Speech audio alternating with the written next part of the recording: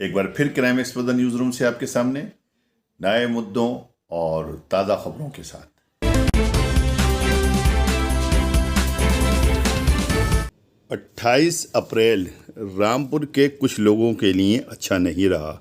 Civil line स्थित गन्ना society के गेट से मिली लगभग 40 दुकानें ध्वस्त कर दी गईं। पुलिस प्रशासन की मौजूदगी में ये कार्रवाई हुई और 40 परिवारों के सामने रोजी रोटी का संकट पैदा हो गया।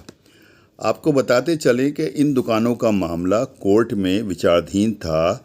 जिस ज़मीन पर इन दुकानों को बनाया गया था वो जगह नगर पालिका अपनी बताती है, अपने बताने के दावे करती है और इसको लेकर कोर्ट में विवाद दायर किया गया था। लेकिन दुकानदारों का कहना ये था कि ये बरसों से उनके पास है। इसी बात को लेकर दोनों पक्ष कोर्ट चले गए थे। कोर्ट ने दुकानदारों को स्टे दे दिया था और इस बीच में जब कोर्ट ने पूरी तरह से अवलोकन किया, पूरी स्थिति का जायज़ा लिया और सारे प्रपत्र देखे परखे, तो पाया कि जगह जो है ये नगर पालिका की है और दुकानदारों का जो यहाँ पर कब्ज़ा है वो अवैध है।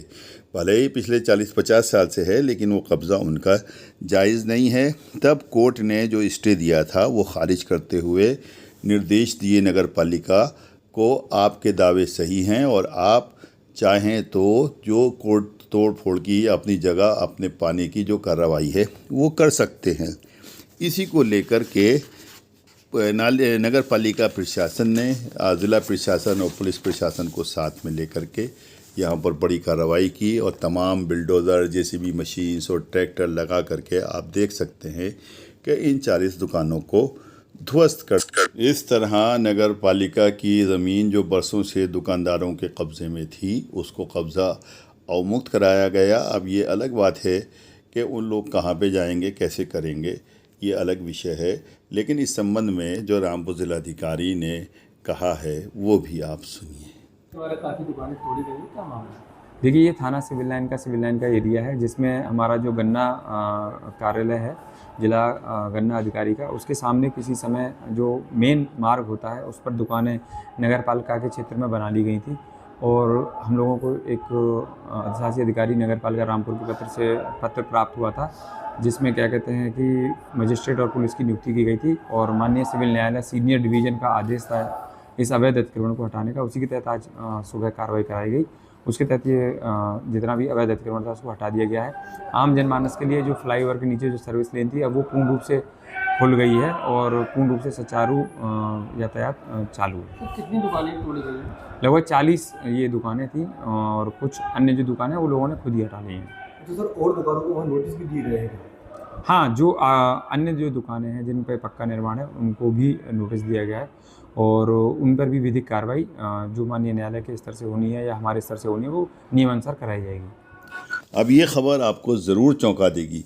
रामपुर बार एसोसिएशन के अध्यक्ष सतनाम सिंह मट्टू ने आरोप लगाया है कि सीओ मिलक तथा एसडीएम पिरमोटी हैं और दोनों ही भ्रष्टाचार में डूबे हुए हैं, दबंगों को संरक्षण देते हैं। उनका आरोप है कि दबंग पार्टी से रिश्वत लेकर पीड़ित के खिलाफ ही मुकदमा लिखवा दिया, यानी पीड़ित वकील के खिलाफ ही मुकदमा लिखवा दिया। वकीलों ने इस संबंध में रामपुर जिलाधिकारी को ज्ञापन दिया, मुलाकात की और एसपी से मुलाकात की। रामपुर जिलाधिकारी ने आश्वासन दिया कि जांच कराकर ज़रूर कार्रवाई करेंगे और उसके बाद जब वो एसपी रामपुर से मिले और उनको ज्ञापन दिया और पूरी बात उनको बताई कि किस तरह से क्या प्रकरण हुआ है कि वहाँ के सीओ और एसडीएम ने मिलकर के और साथ साथ एक दरोगा जो विवेचक थे उन्होंने तुरंत ही मुकदमा लिख दिया और इस तरह से उनके जो साथी वकील है जो इसके अंदर पीड़ित है उसकी प्रताड़ना हुई। सीओ और एसडीएम के खिलाफ शिकायत हुई। एसपी साहब ने ज्ञापन लेते ही तुरंत कार्रवाई करते हुए राम आशीष नाम के दरोगा जो इस केस में विवेचक थे उन्हें लाइन हाजिर कर दिया। इससे सारे वकील खुश हो गए और एसपी साहब की जय जयकार करने लगे, एसपी जिंदाबाद के नारे लगाने लगे, रामपुर एसपी जिंदाबाद के नारे लगाए। देखें क्या है पूरा मामला। देखिए, मिलक में चाहे वो पुलिस हो चाहे वो प्रशासन हो, बहुत ज़्यादा भ्रष्टाचार व्याप्त है। वहाँ प्रमोटी सीओ है और प्रमोटी एसडीएम है और उन्होंने भ्रष्टाचार की पराकाष्ठा कर दी है। एक पैमाइश के मामले में जिसमें हमारे वकील साहब के खेत का कोई लेना देना नहीं, उसके पैमाइश ऑर्डर में नहीं है, बिना सूचना दिए इनके खेत पे कब्जा करवा दिया गुंडे बुला के रातों रात। और जब इन्होंने विरोध किया तो उन गुंडों ने इनके घर जाके मारा पीटा, उसकी वीडियो है वकील साहब के पास। और इसके बाद क्या हुआ कि इन्हीं वकील साहब पर मुकदमा लिख दिया, सीओ ने लिखवा दिया और एसडीएम ने।